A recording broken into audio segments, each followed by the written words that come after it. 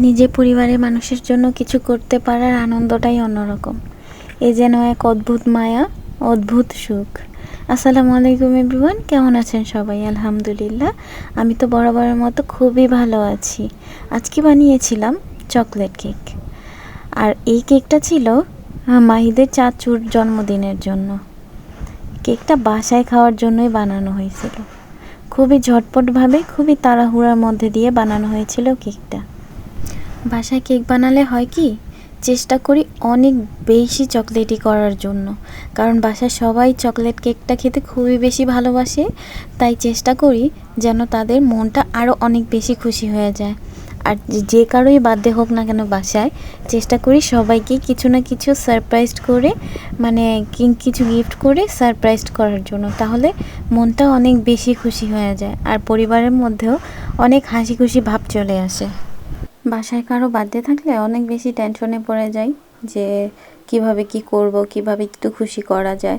যাই হোক, ভাইয়ার বার্থডেটাও গতবারও আলহামদুলিল্লাহ আপুরা সবাই ছিল, কিন্তু এবার আপুরা থাকতে পারেনি, কারণ ভাইয়া অনেক রাতে আসে। তো এই আয়োজনটা টুকটাক, মানে বাসায় আমরা 4 জন আর মাহিদ বাবুকে নিয়ে 5 জন, এই 5 জনের মধ্যেই ছিল।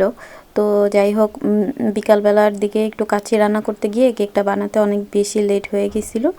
তো মানে লেট হয়ে যাওয়াতে কেকটা বানাতে বানাতে ভাইয়া চলে আসে। তো খাওয়া দাওয়া শেষ হয়ে যায়, যখন খাওয়া দাওয়া করতে বসে ঠিক তখনও কিন্তু আমি ডেকোরেশনটা করতে থাকি। মানে কেকটা বানানোর পর খুব বেশি ফ্রিজে রাখা হয় নাই, প্রায় 15-20 মিনিটের মতো রাখা হয়েছিল, তারপর কেটে ফেলা হয়েছিল।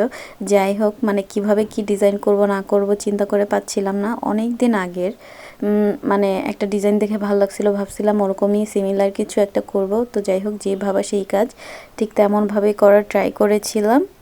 আলহামদুলিল্লাহ, কেকটা খেতে কিন্তু অনেক বেশি ইয়াম্মি ছিল। আর কেক বিষয়ে কি বলবো, অনেক বেশি বকবক করে ফেলছি। তো কেকে একটা বেজ নিয়ে নিয়েছিলাম, তারপর কেকটাকে অনেক বেশি এক্সট্রা চকলেটি করার জন্য কেক বেজের উপরে সুগার সিরাপ দেওয়ার পর অনেকগুলো চকলেট গার্নিশ দিয়ে দিয়েছিলাম, তারপর হুইপ ক্রিম দিয়ে দিয়েছিলাম, তারপর তার উপর আরও অনেকটা গার্নিশ এবং মানে গ্রেট করা চকলেট দিয়ে দিয়েছিলাম। আমি একটু হোয়াইট চকলেট আর মিল্ক চকলেট ইউজ করেছিলাম, যাতে মানে আমাদের খুব ভালো লাগে, মানে দুইটা অ্যাডজাস্ট করে দিলে আমার কাছে খুব ভালো লাগে, এই জন্য দিয়েছিলাম। তো যাই হোক, পরবর্তীতে রেড কালারের উপর একটু চেরি চেরি টাইপের করেছিলাম। তারপর একটা ফন্ডেন্ট দিয়ে মানে হ্যাপি বার্থডে লেখার জন্য একটা বেজ করে দিলাম। তারপর চেরিটাকে আরেকটু হাইলাইট করার জন্য চকলেট, মানে একটু চকলেট কালার ক্রিম দিয়ে উপরে একটু ফোঁটা ফোঁটা দিয়ে দিলাম, যাতে একটু দেখতে বেশি ভাল লাগে। যাই হোক, তারপর হ্যাপি বার্থডেটা লিখে ফেললাম এবং শেষে আরেকটু বেশি সুন্দর করার জন্য কিছু সুগার বল দিয়ে দিয়েছিলাম। এই ছিল আজকে কেকের ডেকোরেশন। কেমন লাগলো আপনাদের কাছে জানাবেন।